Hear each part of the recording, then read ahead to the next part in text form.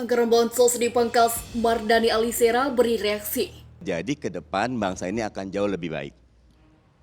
Dan karena itu perspektifnya nyuwun sewu, saya tidak cuma kepada menteri tetapi juga kepada yang mengangkat menteri. Ya, dalam hal ini Presiden Jokowi, ya, karena bagaimanapun menteri adalah pembantu presiden. Tentu masing-masing boleh punya pendapat, tapi saya punya kerangka analisa.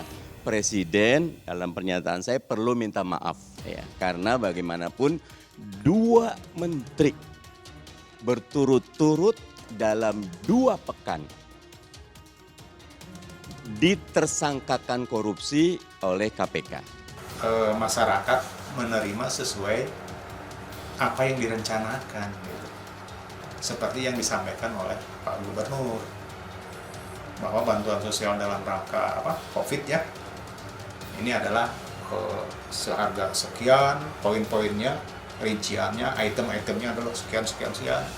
Ini diterima real nggak di lapangan?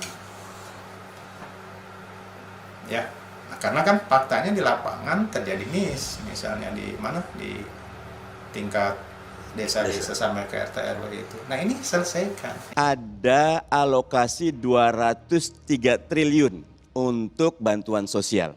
134 triliun yang tadi Bang Kani sudah detailkan, 33 triliun lebihnya untuk Jabodetabek.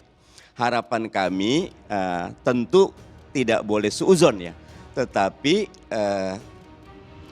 preparing for the worst untuk teman-teman KPK, karena memang tidak bisa Pak Jokowi cuma mengatakan jangan korupsi, tapi ternyata tidak memperbaiki mekanismenya.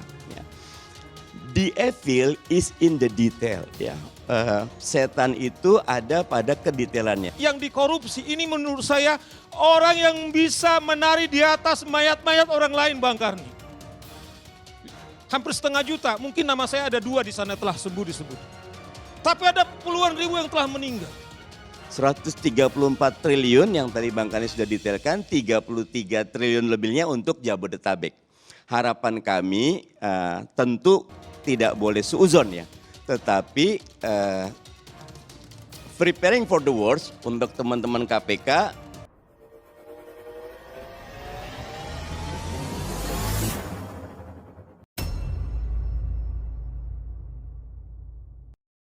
Politikus PKS Mardani Alisera angkat suara terkait pemerintah yang memangkas anggaran untuk penanganan pandemi COVID-19 di bidang kesehatan dan perlindungan sosial. Seperti diketahui, sebelumnya pemerintah akan memperlakukan pemangkasan tersebut pada 2022 lantaran optimis bisa menekan laju tambahan kasus corona ke depannya. Optimis boleh, tapi pemerintah harus bersiap untuk kondisi terburuk dan tidak boleh kendor, ujar dia kepada genpi.com. Dirinya juga tidak boleh setuju apabila penurunan anggaran ini justru membuat rakyat yang terdampak semakin kesulitan. Sebab itu, negara perlu hadir dalam membantu rakyat di tengah pandemi COVID-19 yang belum kunjung rampung ini. Turunnya anggaran gak boleh melemahkan kehadiran negara untuk melayani masyarakat. Kata kuncinya, ada respon cepat dan terukur, tegas dia. Mardani juga menilai langkah yang diambil pemerintah dalam menurunkan anggaran bansos tidaklah tepat. Namun demikian, pria berusia 53 tahun itu menambahkan belum ada data dan prediksi yang membuktikan tentang ketercapaian herd immunity pada tahun 2022. Penanganan pandemi dan pemulihan ekonomi nasional masih oleng. Pemerintah terlihat gagap menyusun skala prioritas dan tidak peka terhadap situasi saat ini, tutur Mardani Alisera. Sebagai informasi tambahan, Menteri Sosial Tri Risma Haryani juga menyebutkan bahwa ada penurunan anggaran perlindungan sosial pada 2022. Hal tersebut berdasarkan rasa optimisme angka harian COVID-19 yang terlihat menurun. Penanganan COVID-19 akan lebih baik apalagi vaksinasi hampir tuntas. PB Risma kepada Konferensi Pers Nota Keuangan dan RUU APBN 2022.